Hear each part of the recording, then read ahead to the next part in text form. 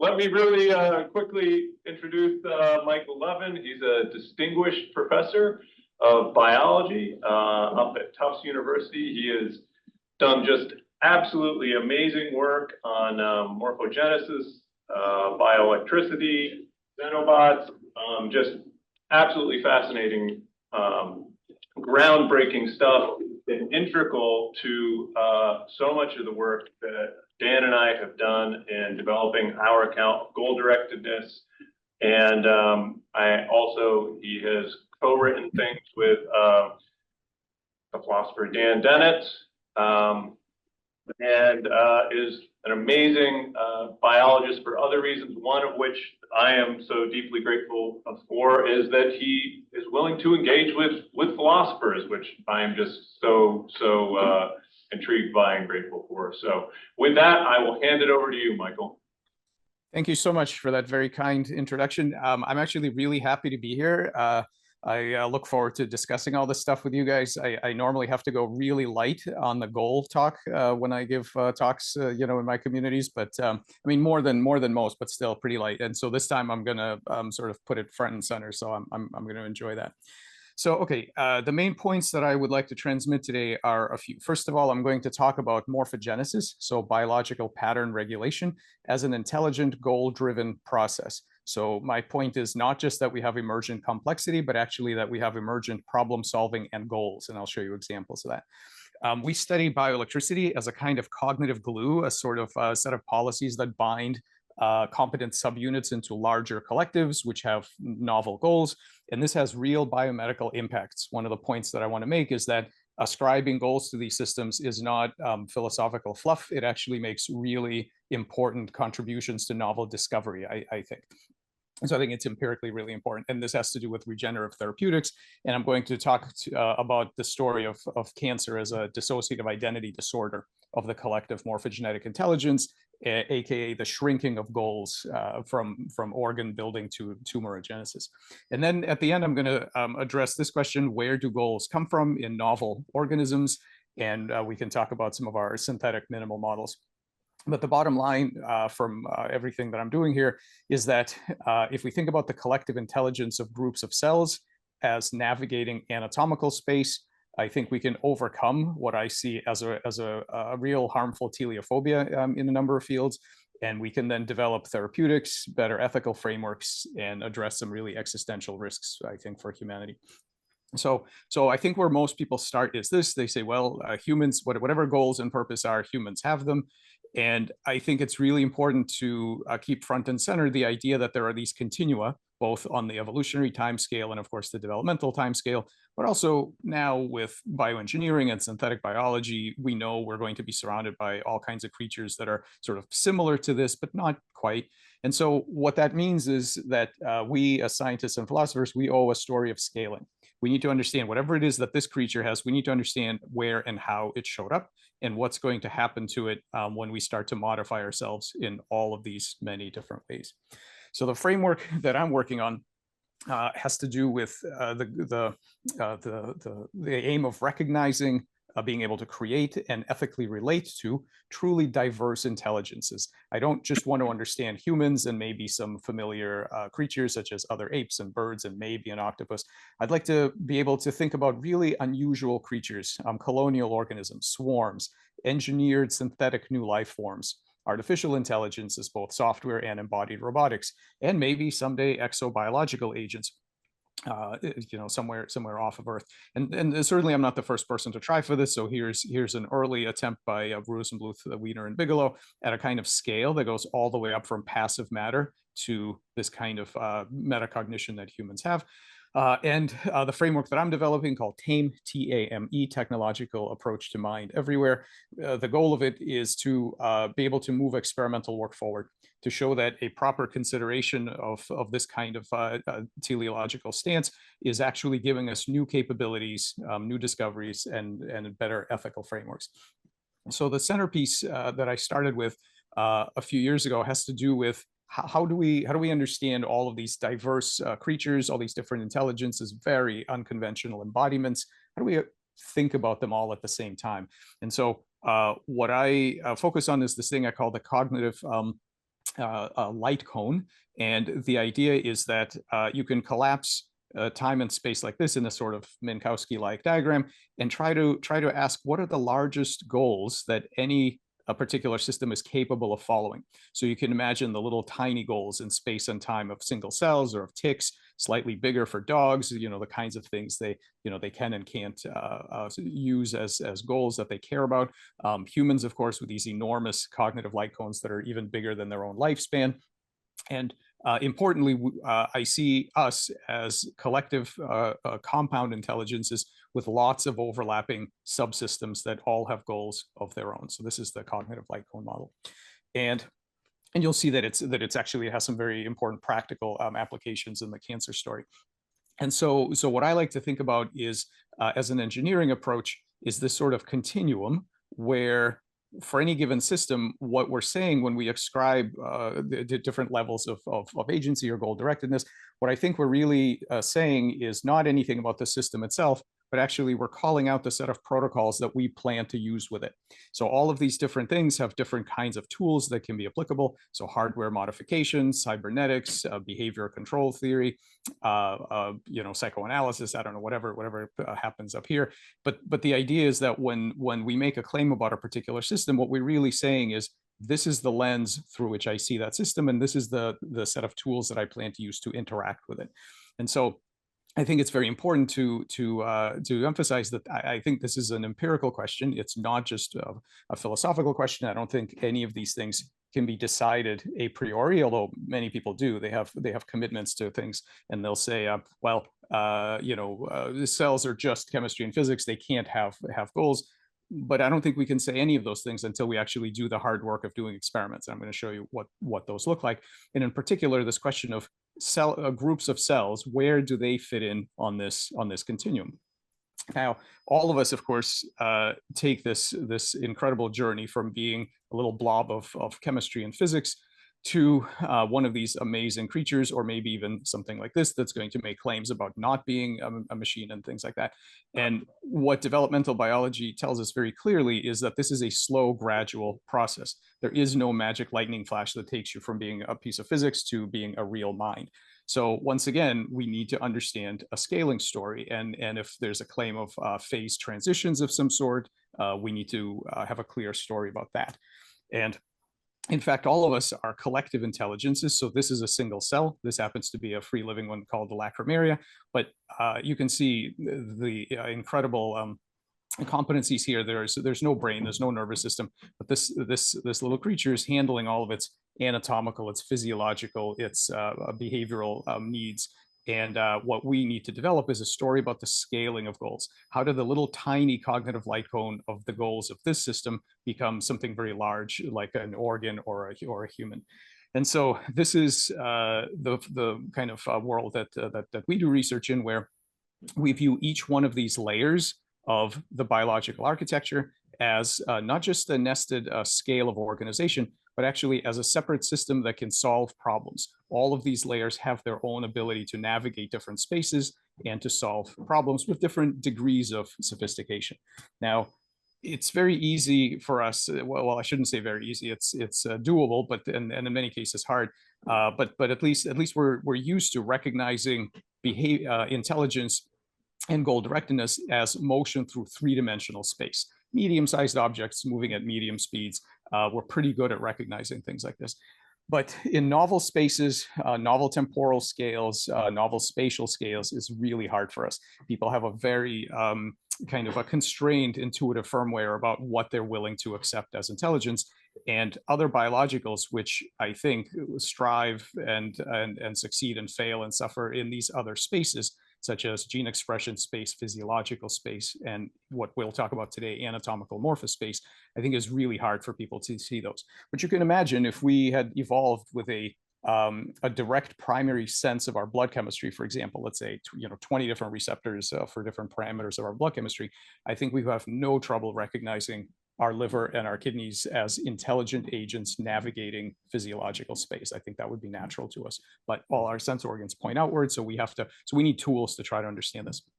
So I'm going to focus for the next part of the talk on this anatomical morphospace. Now, I think we're all used to the idea that the embryos sort of self-assemble, but it's worth asking how that happens. Here is a cross-section through a normal human torso. Look at the incredible complexity here. All the structures, everything is next to the right thing, the right size, the right shape, almost all the time this happens. And yet this is what we come from, a set of embryonic blastomeres. Where is this pattern encoded? And so we know now that you can't simply say DNA, because we can read genomes and we know this is not what's in the genome. The genome specifies protein sequences, the tiny hardware that every cell gets to have, but it doesn't directly say anything about any of this. And so we need to understand, how do these cells know what to build? How do they know when to stop? How do we convince them to repair if something is missing?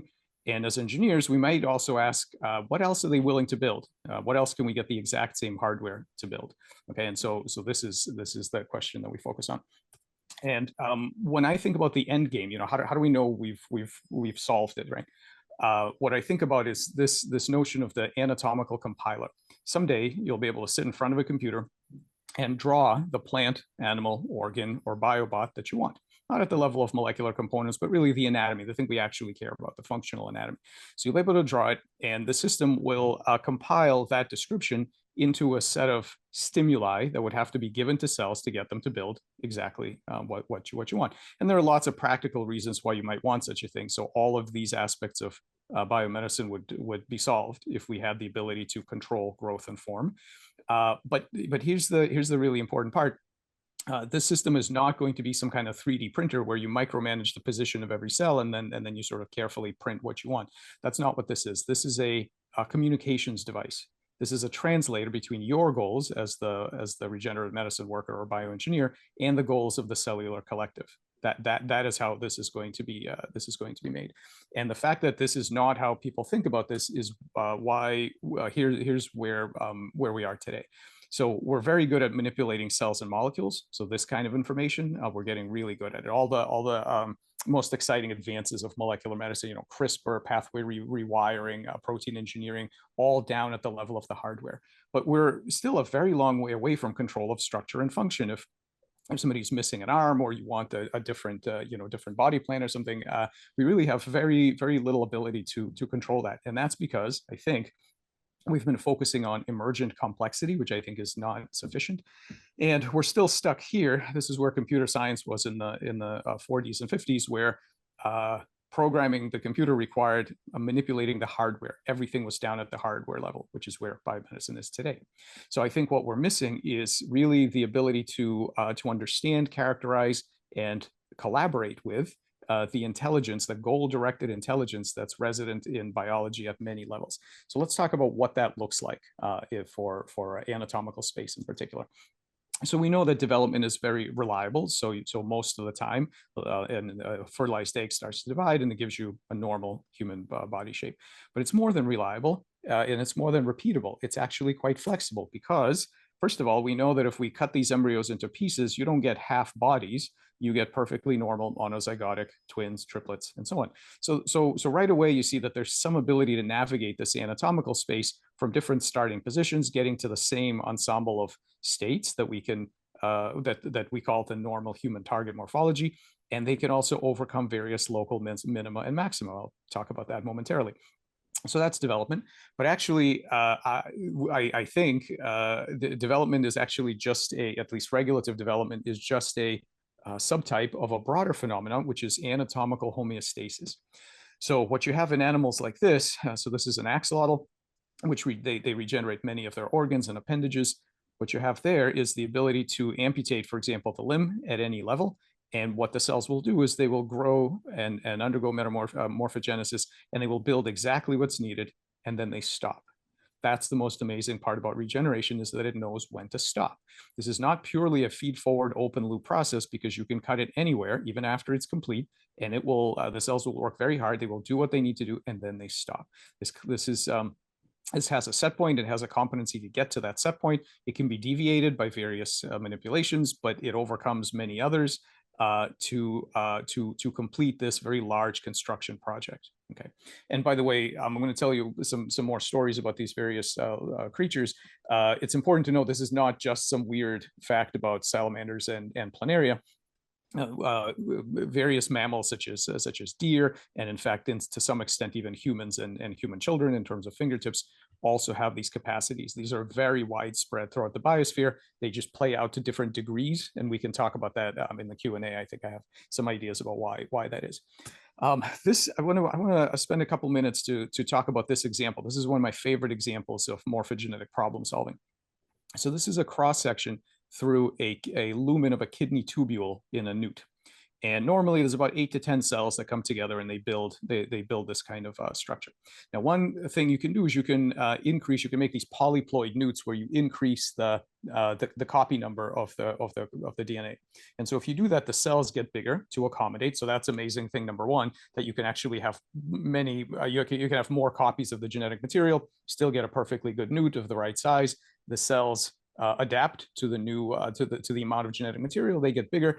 And when they do, they also do this. They scale proportionally so that fewer of these bigger cells are now here building the exact same structure. So that's amazing thing number two. They're able to adapt to this. But the most amazing thing is that if you make truly gigantic cells, these are, I think, 6N newts, I believe. If you make really gigantic cells, one cell will bend around itself and still give you the same structure. So what's cool about this, first of all, I think this is a kind of interesting top-down causation where in the service of a large-scale anatomical goal, what these cells are doing is using different molecular toolkits. So in this, here it's cell-to-cell communication, here it's cytoskeletal bending. So they will use the various tools at their disposal to reach this large-scale anatomical specification. And the other thing is, I mean, just think about what this means for if you're a newt coming into the world. You can't count on your genetic material. You have no idea how many copies of your chromosomes you're going to have. You don't know how big your cells are going to be. From other work, we know that you don't even know how many cells you're going to have. You still have to get the job done, right? And I think it's really important to look at evolution as building problem-solving agents, you know, that come in with minimal information. They actually do not overtrain on their evolutionary priors. They're very ready to do new things in not only novel environments, but actually your own parts. You can't even depend on your own parts, it turns out. So I think this is really important in how we think about things. So just to kind of remind us about the goal directedness, this is another example that we discovered a few years ago where these tadpoles need to become frogs. In order to become frogs, they have to rearrange their face. And this process of moving the eyes, the jaws, the nostrils, you know, you might think that it's a kind of a hardwired process where every part of the face knows which direction to go to, and it does it, and that's that. So we decided to test this. This is why it's important to make these hypotheses instead of assuming. And what we did was we created these what we call Picasso tadpoles. So these things are completely scrambled. So the eyes on top of the head, the mouth is off to the side, everything's just a total mess. But these scrambled embryos become pretty normal frogs because all of these organs actually move in novel paths to get to, in fact, sometimes they go too far and they have to double back, but they will keep going until they make a correct frog face. So what the genetics actually gives us is an error minimization scheme towards a particular goal. And knowing about this goal and knowing about this process is not obvious. You have to do hard work to discover that it's there. But once you do, it gives you more insight into the capabilities of the system. And so now the obvious question comes up, okay, how does the system know that this is the goal? How does it know where in anatomical space is it trying to get to? And what we would like to do is we would like to detect systems that have goals like this, meaning competencies. And by the way, I'm using goal with sort of William James's definition of different multiple means to the same ends, right? So the capability of getting to the same point when things change, when things are perturbed or blocked, and so on. So how do we detect that kind of activity? How do we interpret a system's goals? Can we, as a third-person observer, not being the system itself, can we tell what another system's goals are? And better yet, as engineers, could we rewrite those goals, which is, as we know, a much better way of interacting with certain kinds of systems than trying to micromanage them. So where are these goals encoded? So for years, we've taken inspiration from the brain, which is one of the few systems where goal directedness is sort of non-controversial. We know kind of at least what the hardware and software look like. Electrically active cells connected into a network, and the physiology of the electric communication between these cells is what neuroscientists are trying to decode when they do neural decoding and they try to extract the goals, the memories, the preferences, all the cognitive aspects of a creature. This is what it looks like in zebrafish, this amazing video that this group took of a living zebrafish. So it turns out that this system, this ability to store goals and use them to guide behavior, is extremely ancient. It certainly didn't first arrive with brains and neurons. Every cell in your body has these ion channels. Most cells have these electrical synapses to their neighbors, and evolution discovered the beauty of electrical networks for this kind of thing around the time of bacterial biofilms. It's extremely ancient. And so we've been pursuing this project of extending neuroscience beyond neurons. Can we take what's important about neuroscience, which I think is really this ability to study a truly multi-scale system where, yes, there are physical receptors for neurotransmitters, but you also have cognitive science and psychology and psychiatry and things like that. So could we take some of those tools and we take all the tools, both the empirical sort of bench tools like optogenetics and ion channel drugs and things like that, and conceptual tools like active inference and perceptual bistability and all of those nice things, and can we apply them to the mind of the body, so to speak? Can we try to understand how it is that groups of cells become a collective intelligence that solves problems in anatomical space? Okay, so here are some tools. So first the imaging technology. So these are voltage sensitive fluorescent dyes, and we have some other ways of doing it that allow us to see all the electrical conversations between these cells and try to then use computer simulations to try to understand how do those scale up to a larger cognitive light cone that is actually operating on goals in anatomical space. So we do a lot of computational modeling of that scaling process. I want to show you what some of these patterns look like. This is a frog embryo putting its face together, and the grayscale represents the voltage of the individual cells. And there's one particularly cool frame from this video. It looks like this. We call this the electric face, and that's because if you look at this image, you see that the ectoderm here, which is at some point going to become a regionalized face, already knows where all the organs are going to go. Here's where the animal's right eye will go. Here's where the mouth will go. Here are the placodes. All of this happens first, and this is critical for driving gene expression and actual formation of the face. This is the subtle pre-pattern, the informational scaffold that serves as the memory of what a frog face is supposed to look like. So these kind of patterns are essential for development. They're endogenous. Here's an example of a pathological pattern. So we've injected an oncogene into this embryo. Here, there's a little tumor that's going to form.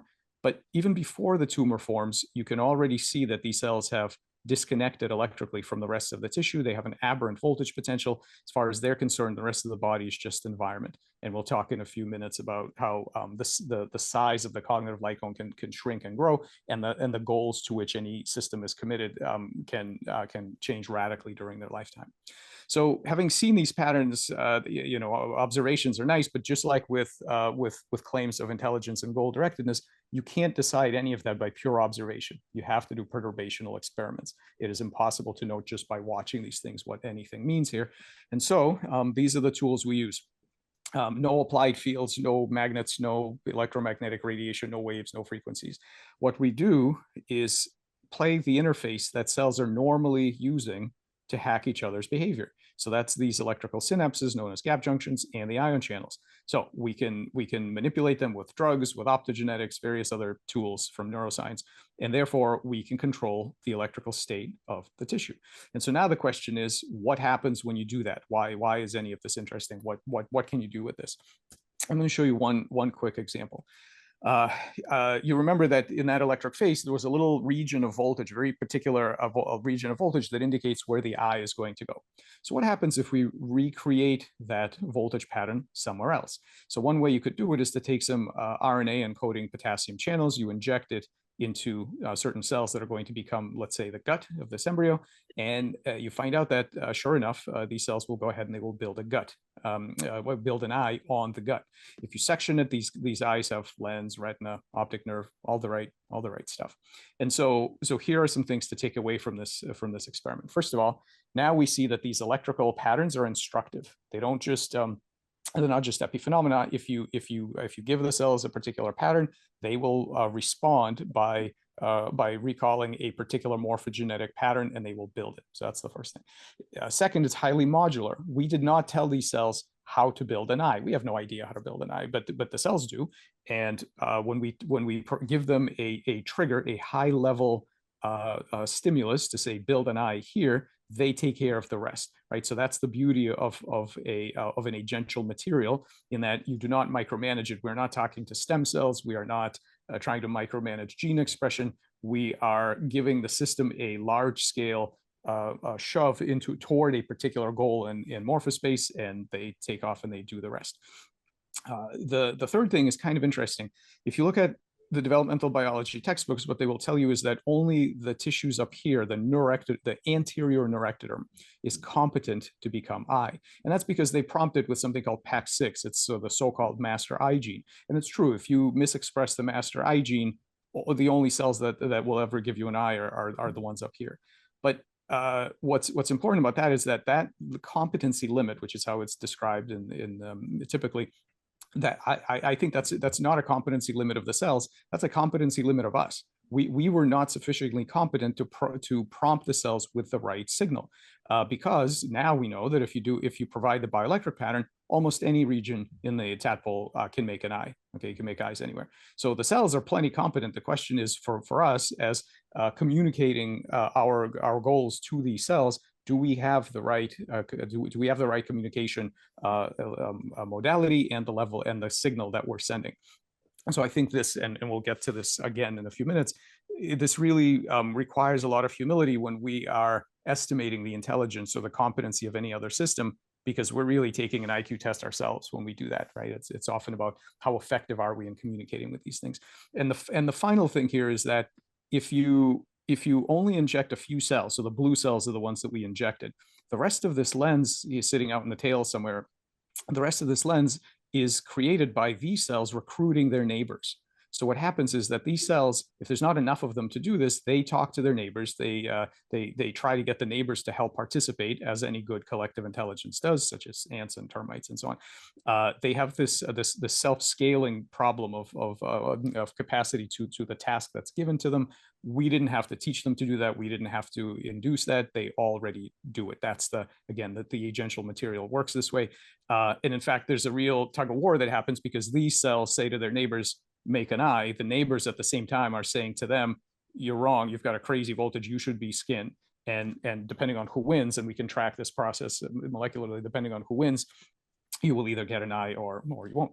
And so that same idea can be used to trigger very large kinds of responses. This is our regenerative medicine kind of program, where frogs that normally do not regenerate their legs, you can give them a very simple signal that after just 24 hours of treatment, they start to grow a leg. You've got some toes, you've got a toenail, eventually a touch-sensitive and motile leg, pretty respectable morphology. We can get 1.5 years of leg growth from a 24-hour signal. Again, because the goal is not to micromanage this thing. We don't 3D print it. We don't talk to the stem cells. You convince it on day one. You have to convince the system that the journey it wants to take through morphospace is the leg building path, not the scarring path. And then you get this. And then here, I have to do a disclosure because Dave Kaplan and I have a spin-off company called Morphoceuticals Inc., which is trying to do this in mammals for limb regeneration in mammals. Okay, so again, this idea of triggers. So the reason you can use triggers is precisely because the material itself is smart. Okay, none of this is because we're doing very super clever synthetic biology. What we're learning to do is to communicate with the material.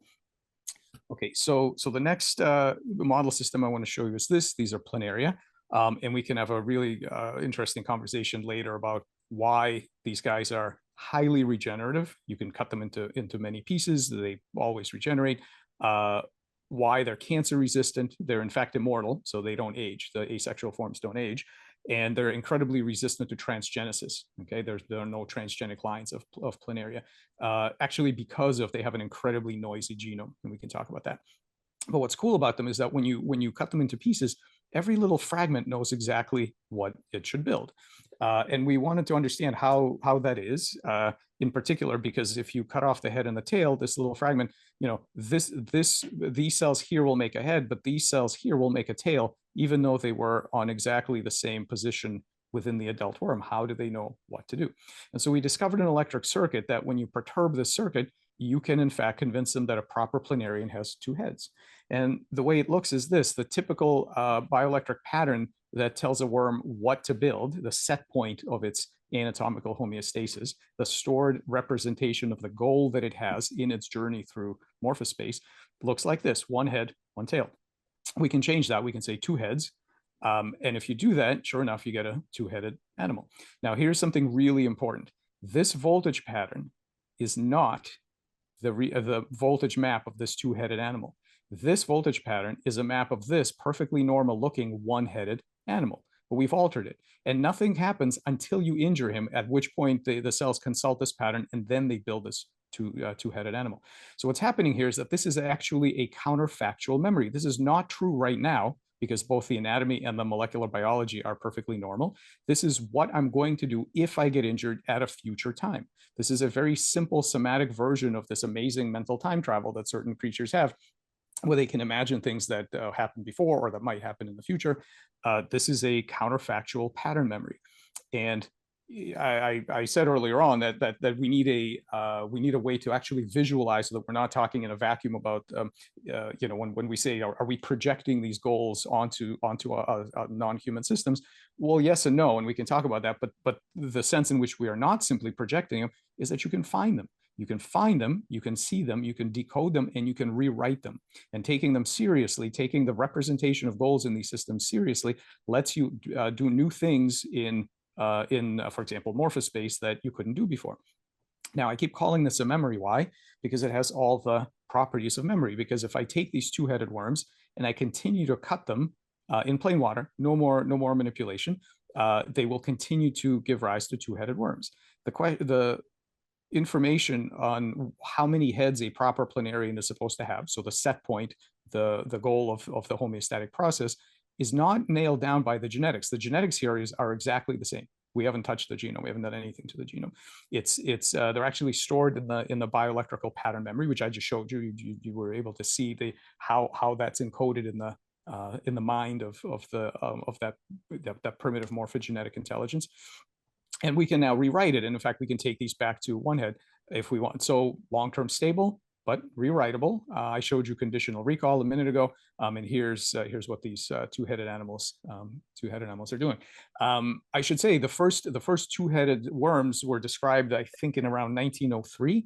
Between then and 2009, when we did it, no one had thought to recut the two-headed worms, and I think it was simply because it was considered obvious what would happen. The genetics are untouched. You cut off the primary head, you cut off the ectopic secondary head. Of course, they'll go back to normal because we know that the genetics emergently drives a certain amount of morphogenesis. It was just not no one was thinking about these things as a memory, as a goal-directed process of a collective intelligence that can have some flexibility about what it's going to do. The hardware encoded by the genome is remarkable here, that it has this property of supporting goal-directed activities. Not only can you change the number of heads, but actually you can change the shape of the head. So these triangular-headed planaria, if you manipulate the bioelectrics, can make flat heads like a P. felina. They can make round heads like an S. mediterranea. About 100 to 150 million years distance between these guys and these guys. The shape of the brain changes too, the distribution of the stem cells, just like these other species. So there are attractors in this morphospace where certain species hang out there naturally, but other hardware, such as this species, can be coaxed to visit. They can traverse that space, and you can actually push it to visit these other attractors corresponding to other head shapes. Okay, and the final sort of endogenous story I want to tell you about is cancer. So what evolution and development does is scale up the cognitive light cone. So this thing, these individual cells basically have single cell scale goals. They only care about this little local environment, very little memory going back, a little bit of predictive capacity going forward, but that's it, little tiny cognitive light cones. What they scale up into by virtue of these bioelectrical and also biochemical, biomechanical networks are systems that pursue these grandiose construction projects. And again, I remind you that this is not simply emergent. This is the ability to keep coming back to the same goal, even when you're perturbed. You're pulled away from it, you come back. And so no individual cell knows how many fingers, or in fact, what a finger is, but the collective certainly does. And we know it does because it has this functional ability to get back when you try to push it away. So that scaling of the cognitive light cone has a failure mode. That failure mode is cancer. So what you're looking at here is glioblastoma, human glioblastoma in culture. And what's happened here is that, much like in the cancer example I showed you, once the connections of a given cell to the electrical network are broken, and that's what oncogenes do. First thing they do is they disconnect electrically the cell from its neighbors. The cell can no longer access that enormous pattern memory that was guiding the group to build the limb. All of its goals are now back to unicellular ancient goals: migration, proliferation, metabolic goals, things like that. And now you got metastasis.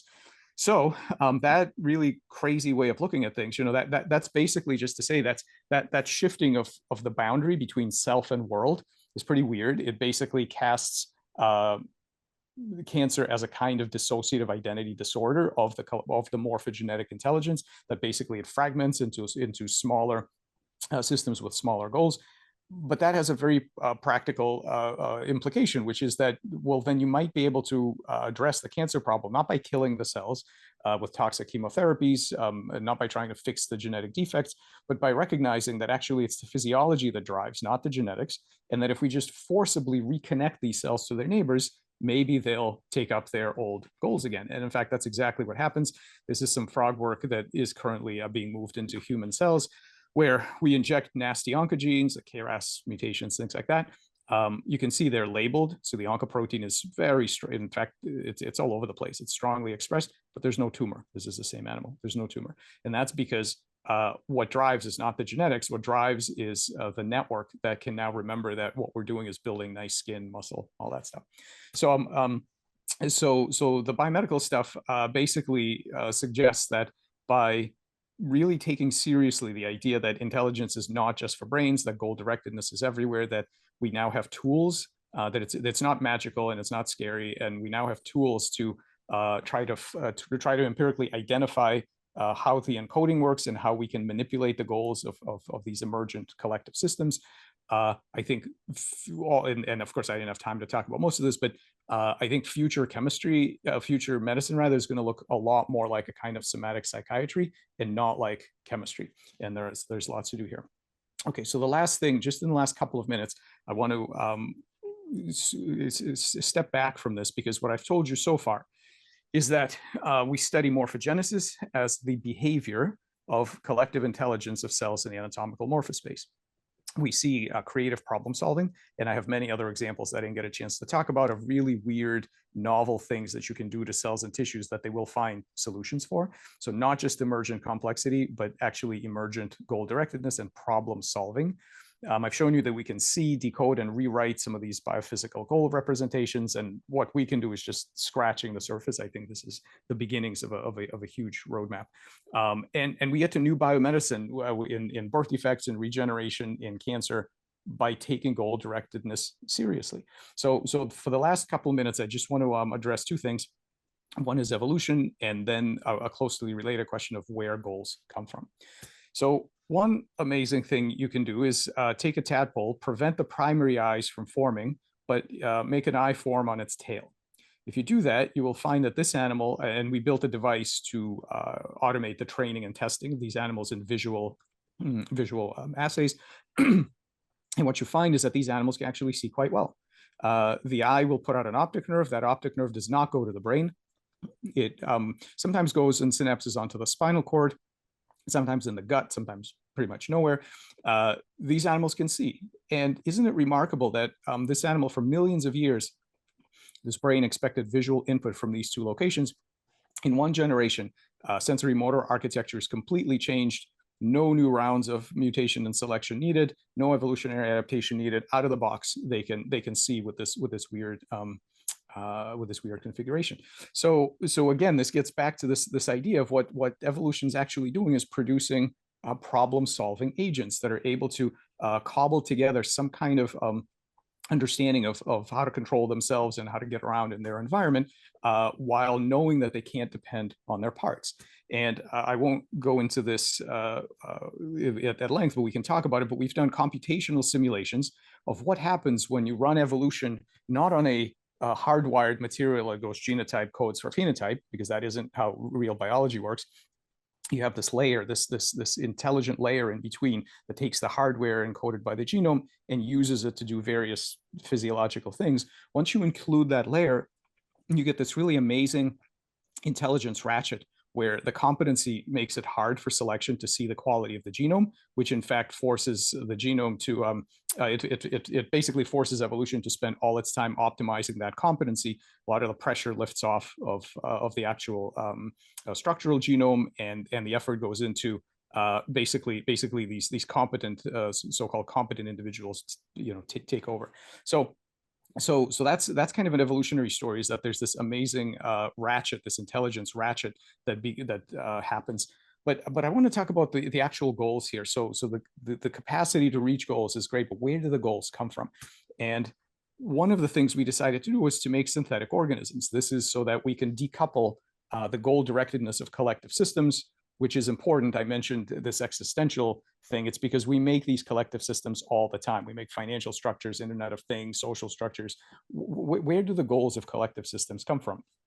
So this is one example of our model system. These are some cells taken from an early frog embryo.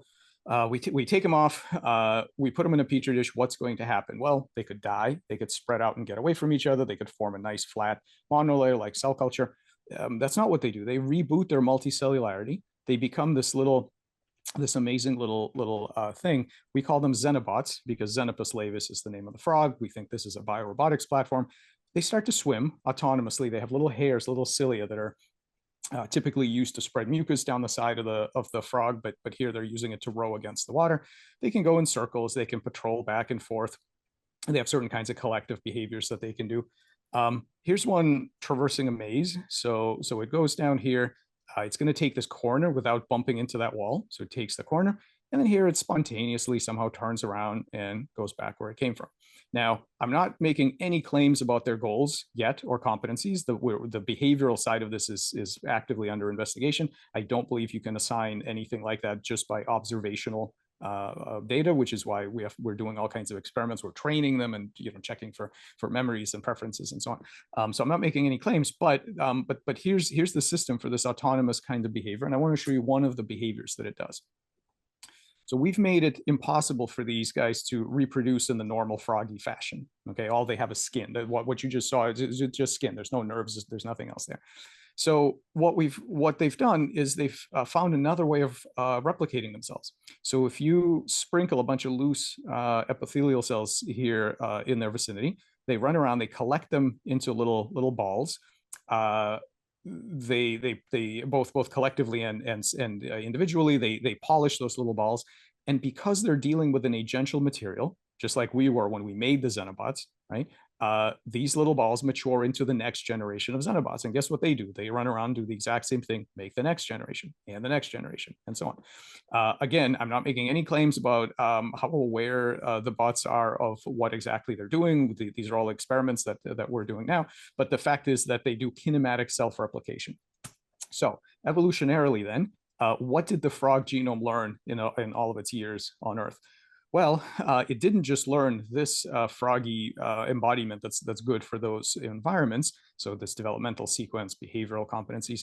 It also has other things that it can do. It can be these. So this is an 80-day-old Xenobot. It's turning into something. I have no idea what it's turning into. And novel behaviors such as kinematic self-replication. These cells, of course, have an evolutionary history as part of a frog embryo, but there's never been any Xenobots. There's never been any selection to be a good Xenobot. Where do the various capacities of this novel system come from? And remember that we didn't touch the genome. There are no novel synthetic biology circuits here. There are no drugs, no weird nanomaterials. What we did was engineer by subtraction. We took these cells away from the other cells that normally bully them into having a boring two-dimensional life as the outside layer of a frog embryo that keeps out the bacteria, and freed from the influence of these other cells. This is their native set of forms and behaviors. So we're now investigating all of this. I can tell you that Xenobots express hundreds and hundreds of new genes that frog embryos do not express. So they use new regions of their genome for different purposes now that they have a different body. Again, same genomics, and they actually have some memory capacity that I'll describe later. Okay, so the very last thing. Take a look at this, and I might ask you what is this, and so you look at this and you might think this is something we got out of a bottom of a pond somewhere. And the thing is that because the Xenobots, they're embryonic cells, they're amphibian cells, both of those are known to be plastic. Maybe that was just a weird amphibian thing, maybe that was just a frog embryo thing and has no generality. So we tried to get as far away from amphibians and embryos as we could. And that's why if you were to sequence this, you would see Homo sapiens, 100% Homo sapiens. These are adult human cells. So we take adult human cells from patients' tracheas that were donated from hospitals, and they can also make this autonomous kind of biobot thing. And if you sprinkle some neural cells and you put a big scar across it, or a wound through this neural epithelium, what you'll find is that these anthrobots, we call them anthrobots, they merge together into this kind of superbot cluster. And what they do underneath, if you lift them up 4 days later, you see that what they do is they take the two ends of the neural tissue and they knit them together. Okay, who would have thought that your tracheal cells, which sit there quietly in your airway for decades, actually given the opportunity to reinvent themselves, would make a motile little proto-organism that doesn't look anything like a human embryo or any stage of a human embryo, and has these really bizarre capacities. And there's lots more I could tell you about this. So the last, kind of just closing up here. Yeah, of course, can't have a talk without mentioning AI at this point. So just to say that, as we try to think about what are the differences between evolved systems and engineered systems, there's a lot of talk about how those things are fundamentally disparate. I just want to make a plea for again some humility here, because what we're finding is that even something as dumb as a bubble sort algorithm, so extremely minimal algorithms, have emergent competencies, not just emergent complex behavior, but actually emergent competencies that are nowhere apparent from the algorithm itself. Okay, this is, you can see this in this paper. The reason we chose bubble sort is because it's 6 lines of code. It's completely transparent, deterministic. I mean, there's no magic there. And even that thing has emergent goal directedness that we would not have known if we hadn't checked in a particular way. And we can talk about that. So we have to be really humble when we say things about what, even the current AIs, and I don't think they're, obeying any kind of biological organization principles, but the emergence of goal directedness is extremely basal. It's all the way at the bottom. And we are all going to be living with lots of very diverse bodies and minds shortly. So not just neuroatypical humans, but augmented humans, cyborgs, hybrids, synthetics, all kinds of things, because evolution makes problem-solving agents. Pretty much any combination of evolved material, engineered material, and software is some kind of being. And we really have to start to get beyond our anthropocentrism and beyond this I think completely untenable ancient distinction between living things and machines. I think it's much more interesting than that, into an ethical synthbiosis with everything that's coming. Okay, so I'm going to stop here and just say that some things that we could talk about are teleonomy and the perspective and the focus on perspectives. This idea of polycomputing that Josh Bongard and I developed about how agents hack themselves and their parts. This is our research agenda. We have to get this right. It's not enough to see everything as a simple machine. It's also not sufficient to think there's a spirit with hopes and dreams under every rock. We need to get it right, and we need to. And I think we can do that. I think we can have principled ways of doing that. And so I think the future is going to have to include a continuum of agency, and we're working on some AI tools as universal translators for these kinds of diverse intelligences to enable us both scientifically and socially to be able to detect and relate to other minds. So if anybody's interested in more depth on this stuff, here are a bunch of papers that address it. I'm happy to send these things out. I want to thank all the people who did the work, the grad students and the postdocs. I work with some incredibly talented people who did all the things I showed you today. We have funding support from lots of funders. Again, disclosures. These are the three companies that have spun out of our lab. And most thanks of all to the model systems, because they do all the hard work in teaching us. So thank you very much.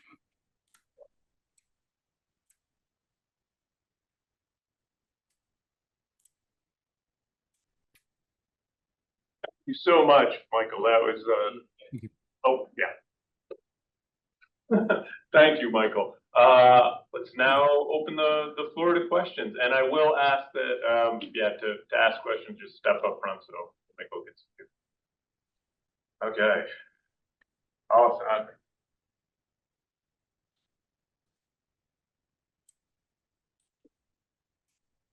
Hi, I've been meaning to meet you and like watch your stuff for the longest time, and it's just not disappoint. I'm Alessandra. I'm one of the neuroscientists here. I worked with Carl for like a little bit, but I don't do so much like active inference anymore. I have like 3 questions. So one's pretty simple, which is when you use term scale, do you mean? Well, I think I understand what you mean, but I think we could use the term scale in a couple of different ways, and one sort of like scaling up in terms of like levels, but also in a sense you could just have like, well, I guess, do you think scaling bigger is always going to be scaling up? This is one question I have. Yeah, great point. No, I don't think we're guaranteed that at all. What I think does happen is that when we scale up in terms of subunits merging together to form some kind of larger system, I think one thing that happens is that these systems end up with goals in other kinds of spaces. And so it is not guaranteed at all that, first of all, that they are easily commensurate. So we have lots of examples of cells doing amazing problem solving in transcriptional space, a 20,000 dimensional space. They can solve problems. And so comparing that to how you might navigate a 3-dimensional space or an anatomical space, not super obvious. We're working on some tools, but I don't think there's any guarantee that actually that will give rise to some sort of higher level intelligence just because you're at a higher level of organization. Yeah, thank you. That makes sense.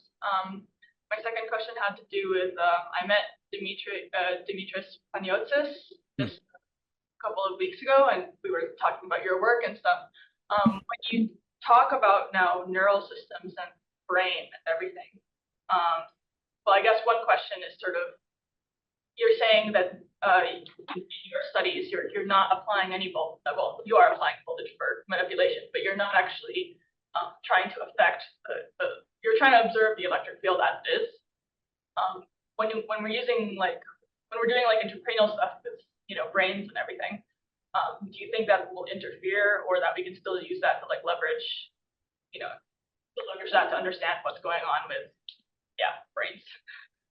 Yeah. I mean, I think that one of the things that is the reason that we're using the native interface, which is the ion channels and the gap junctions and so on, rather than, let's say, electric field applications or electrodes, is that it's really hard. Those are, at least for now, those are really blunt tools as far as imposing the kinds of voltage patterns that are interpreted by the tissue in various ways. I think it works better in neuroscience because one of the things evolution did in pivoting from developmental bioelectricity to neural bioelectricity is rotate time for space. So I think neurons love processing temporal sequence, and they're using a spiking, sort of rate codes, and those are well handled by electrodes, by those kind of techniques. Morphogenetic systems are mostly about space. And so you have to establish spatial gradients for them to be able to interpret what you're talking about. And that's not easily done in the same way. But I do think that even that probably is a great oversimplification. And eventually there will be a nice merging of these things. But I think if you're just willing to, I mean, we used to do this by hand. I had my students do this by hand, but now we have an AI tool that does it. You can take almost any neuroscience paper And if you just substitute the word neuron for cell and the word millisecond for hour, you got yourself a developmental biology paper. And so if you just make that symmetry, you know, make that rotation, pretty much everything works, and you can learn new things. So I think those two fields are actually very connected. Yeah, that's super interesting. My last question for now is I'm thinking or starting to work with a DBS for depression cohort. And one thing that you might know, like Helen Mayberg keeps talking about with deep brain, doing a deep brain stimulation for depression, is that they don't know why it works. Do you like stimulate the SG, or do you inhibit rather the SGACC? And then even if you stop stimulating, they like keep their improvement after they still have the electrodes, but yeah, they don't need to keep on their treatment the way that you like ketamine or you know, antidepressants and stuff like that. And I guess when you were talking about those just sort of recreating their plans in future generations, or is that kind of thing, like having a memory that's not clearly encoded in genetics, it reminded me of this, because it seems like brains know how to be goal-directed, and in depression, that's sort of forgotten. But you just sort of like remind the whole system, hey, this is you restore it, and that's one way that I think, you know, I could explain it. But because right now we're studying the brain and just this like localized, modularized, even circuits are not really, you know, the most helpful. Yeah, I'm thinking, well, we need to be talking about it like a whole goal-directed thing. So that's why I'm thinking about things like linguistic, active, passive voice. Like, okay, well, what is the brain doing on a whole to be goal-directed? And maybe this is why Helen Mayberg's like reminding the whole brain, and it stays. So, but that's Absolutely. And in fact, it's, you know, our whole the sort of biomedical side of our lab is focused exactly on overcoming the current way you use drugs is basically a commitment to the body as a very simple mechanical machine. So what you're doing is you're going to micromanage. You're going to clamp this receptor pathway. You're going to turn this up, turn this down. Well, the reason that we're having so much difficulty, right? So side effects, incredibly variable efficacy across different patients, is because the system is going to fight you when you try to do these things. Of course, it resists. It upregulates and downregulates other things. And with the exception of antibiotics and a few kinds of surgery, we don't have any drugs that actually fix anything. Right? You get on these drugs. They hold, hopefully, if you've done things well, they hold your symptoms at bay. But when you come off the drugs, you go right back where you got started from, because you haven't actually changed anything.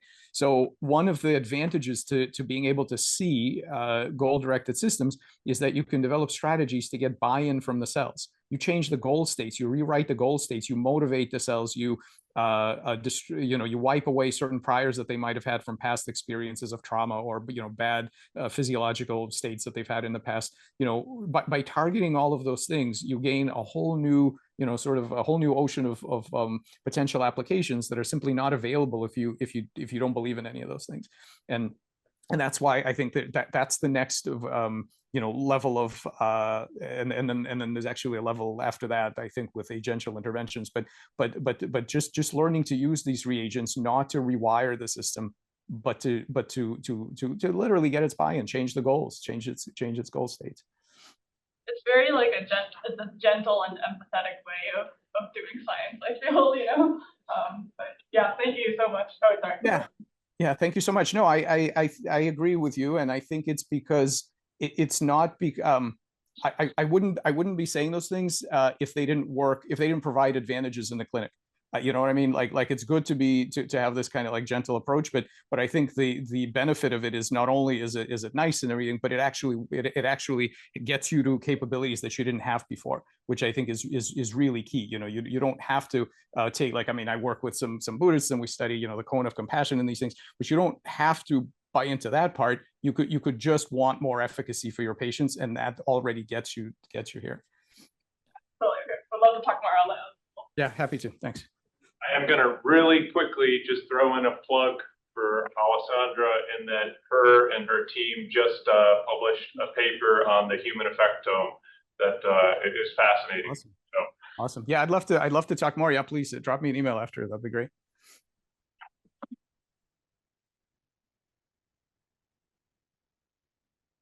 think I just have. Hello, my name is Niall. That was fascinating. I have Thank two really quick questions because I know everybody else probably has some as well. The first is a certain stimulus or force or charge or something can interact with all sorts of things in all sorts of ways. And only in some circumstances do we call those reactions interpretations, and do we then call those stimuli signals? I wonder if there's if you have either a general account of how that distinction is made or a particular one for the context you had. And then the second question, which I think is related, is at the beginning you talked about how it's important to look in all sorts of different contexts for these things, because over a different time scale or a different context, you might see different kind of goal-directed behavior. And throughout, you've used a metaphor of hardware and software. But computer science sometimes argue that that is open to interpretation as well. There's no sort of hard and fast fact about hardware and software. Absolutely. So I'm wondering if that's another scale that is sort of played with. Yeah, definitely. Okay, a couple of things, and please remind me of the second thing if I forget after I answer the first one. Okay, so let's talk about what it means to try to explain things at different levels. If you look, so I think where a lot of this goes wrong is that people focus on looking backwards. In other words, here's an event that happened. Let's see, how do we explain what just happened? And the thing is that if you look backwards, there is always a low-level mechanistic story that you can tell, right? You can always zoom into the particles. It's never going to be fairies underneath. It's always going to be, physics and chemistry. And so you can do things like what Robert Sapolsky does, is trace back the causal chain and say, look, it was neurotransmitters, and before that it was something else. So that's it, right? It's just okay. So looking backwards, you certainly can take that frame for any event that happens. There's going to be some kind of physical explanation. But I don't think that's the interesting part. The interesting part is looking forwards to say, okay, what does that frame do for you in terms of new inventions, new capabilities, and new knowledge? Then you see a completely different picture. So I'll just give you a simple example with the game of life, right? The cellular automaton.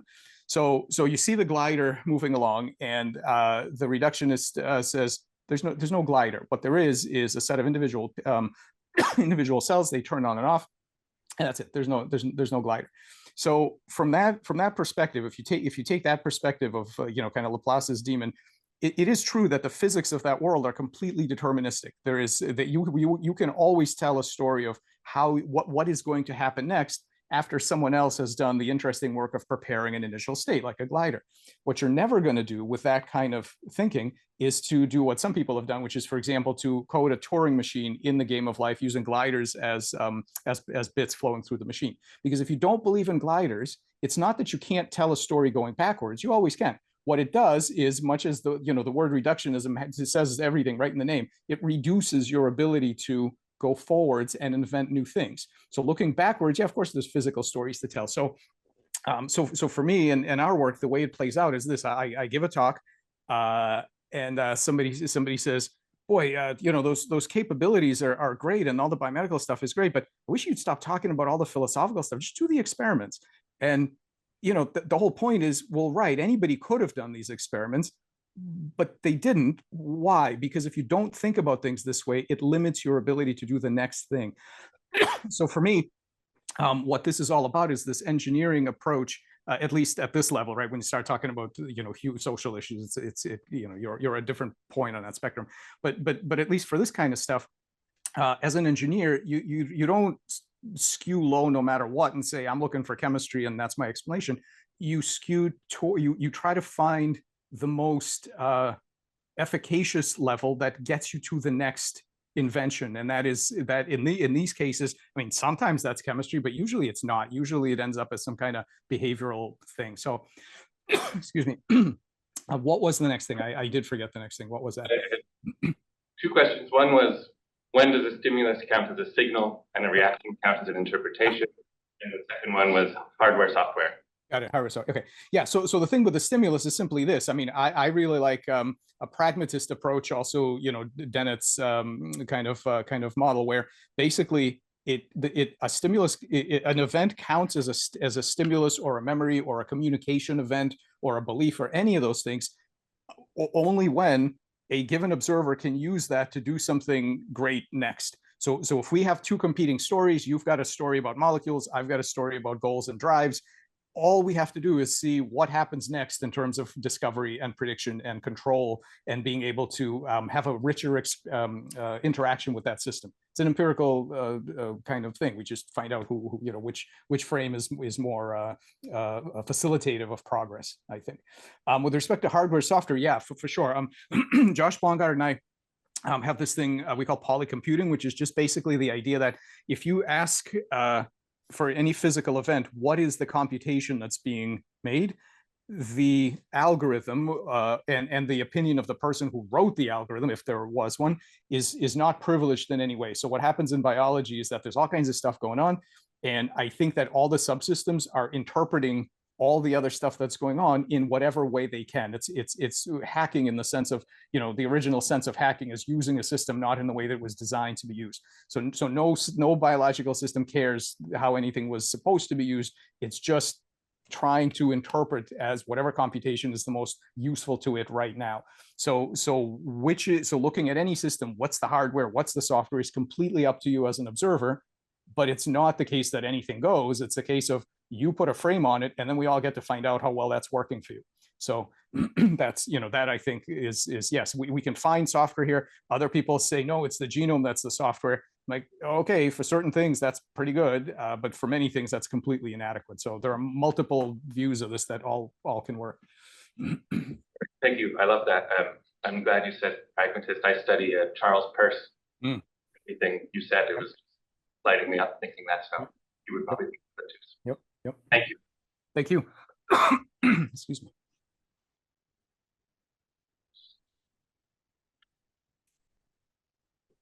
So we have more questions. I do realize that we are approaching 11 o'clock, which is what we allocated for this time. And so if you're willing to answer a few more questions, Michael. He's willing. Dan tells me you're willing. Excellent. I'm gonna let me do this. I'm just gonna tell my next person that I'm running 5 minutes late, and then I will do it. Just 1 second. Okay, shoot. Thank you so much. We greatly appreciate it. Absolutely.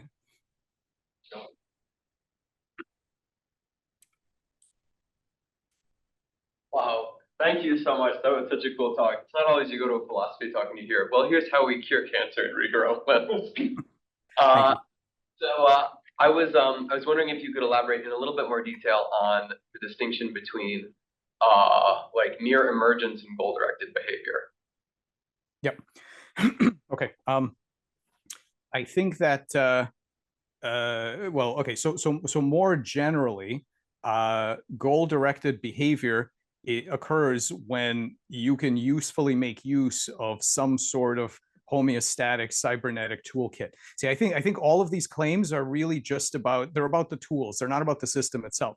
So if you and I are looking at a system and I say I see goal-directed behavior, what I'm really saying is I'm going to take a set of tools that are used to rewrite goals, to take advantage of the fact that, hey, I don't need to be there micromanaging this thing all the time. It's good at it, has some competency at maintaining state, even if I'm not there to manage it. So that's the claim that I would be making if I say this is a goal-directed system. You might say, no, I don't believe you, and I'm only going to treat it as a feed-forward emergent thing where here's where the rubber is going to meet the road. If you and I then want to make this thing do something different, if you think it's a purely emergent system, what you have to do is figure out how to change the local rules to get the outcome to be different. In a few cases that can work, but mostly that inverse problem is completely intractable. For a lot of things that we care about, and this is gonna come to a vengeance in biology, because in the next 10 years, once everybody succeeds in getting CRISPR to be nice and clean, that's what everybody's working on now, then they're going to figure out that, wait a minute, we don't know what to CRISPR, because other than single gene diseases, it's completely not obvious what genes you would change to make any particular outcome, because that mapping, that incredibly recurrent mapping from the hardware to the actual outcome is irreversible in most cases, computationally irreversible. So so what's going to happen is if you stick with the purely emergent kind of thing, there are going to be huge classes of systems that you simply can't do anything about. Whereas if you are able to determine correctly that a system has certain goal-directed properties, then you can change the goal and not have to try to reverse this emergent kind of thing, which is really hard. And so, just think about it. Like in the game of life, if I said to you, these gliders, I'd like them to move at a 64-degree angle instead of 45. What should the game of life be to give you that, or in the biology, which genes do you change? If I wanted a salamander with threefold symmetry instead of bilateral symmetry, what genes are you going to CRISPR? So that's where the rubber is going to meet the road, is we make these hypotheses and then we find out who gets more purchase on the future inventions. Wow, fascinating. Thanks. Thank you. Dan, yeah, I've got about 12 questions, but you've got a meeting to go to, so I'll save them for when we get together. Is that right? You have to go now. I have a couple of minutes. Yeah, if you have a quick thing, but I'd love to talk more, Dan, obviously. We will do that. One simple thing then. Are there any developmental systems or regenerative systems that you have worked with where there is no upper level direction, where there is no bioelectric field? The thing is solving the problem like a self-driving car that was wired to go from A to B.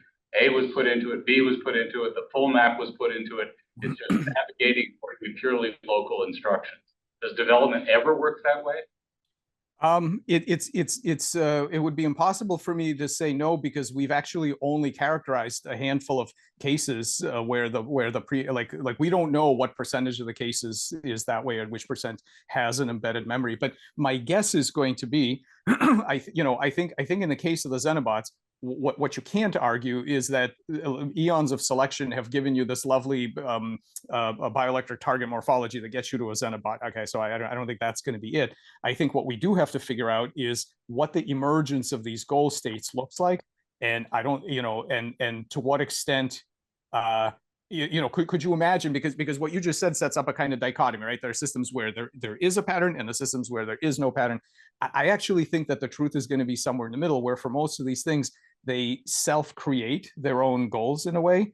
And so then does that mean there was one or there wasn't one? I think the vocabulary lets us down here. And I think that what typically happens, not just with bioelectrics, but with biochemical patterns, with biomechanical patterns, the system, those patterns are just one step ahead of the physical hardware, and it pulls it along. And I have a whole thing on stress and that I can tell you about. But I think it's self-constructed. I think these goals are self-constructed. They appear, and then they have to construct the next one and the next one, and so on. If you ever do run across one in which you just don't find the damn bioelectric field, even one emerging in the next microsecond, right? Just not there. Yep. I think that's the case that's going to leave you in theoretical trouble. But I'm proud of you for forging forward and taking these on, because you need false cases. Yeah. I mean, what we do have another model system that I didn't talk about here, which is not bioelectric, which is cells solving problems in transcriptional space. So we challenge cells with the toxins and various things that they've never seen before in evolution, and they navigate transcriptional space to figure out which set of genes they can turn on that's going to solve their new problem for them. Now, that's got nothing to do with bioelectrics.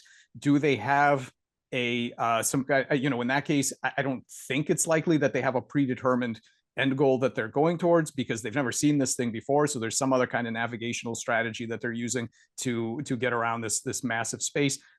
You could say that they have homeostatic goals where they're trying to get certain things to balance out. That's very much a new area of investigation that's poorly understood. But it's certainly not. I mean, my claim is certainly not that all goal directedness is about bioelectricity. I think bioelectricity is one convenient modality that I can use to draw for people the connection between basal cognition and some sort of practical outcome and scaling of collective intelligence and so on. But biology does this in many levels, many different mechanisms on many levels. I was just saying that surely you need a null hypothesis here, and the null hypothesis would be that there is, bioelectric or not, there is no upper level field of any kind. What can the system do without that? The answer, I suspect, is going to be pretty much nothing, right? There may be systems that are just so carefully engineered where the road system that it has to navigate is just so well demarcated, and the number of potholes that are just so few that, hell, we don't need any guiding field, bioelectric or otherwise, to make this work. And it could engineer it from the bottom up, just in principle as a null hypothesis. Yeah. I think there's also a third thing here, which we haven't even touched on, which is, and I sometimes get critiqued for this by people who are sort of even further along on this whole spectrum, which is that, well, you talk about intelligence as goal-directed problem solving, but not all cognition is problem solving. There's play, creativity, and all this other stuff. So I mean, I'm completely, I don't know how to study it yet, but I'm completely open to this idea that it's one thing to be solving specific problems and pursuing specific goals, but no doubt part of cognition is having the ability to creatively explore a space and find things you didn't know you were looking for. And I'm sure it's not a human or even a brain thing. I think cells do it, and maybe that's part of what can happen when there is no pre-established goal either. That's of evolution. Anyway, thank you very much. Thank you so much. Thank you, everybody. Smiling. Great discussion. Yeah, thank you so much, everyone. It's a real pleasure. Thank you so much for your time, Michael. Thank you, guys. Please be in touch. I would love to talk more about this stuff. I'll be up there. We will. Thanks. Great.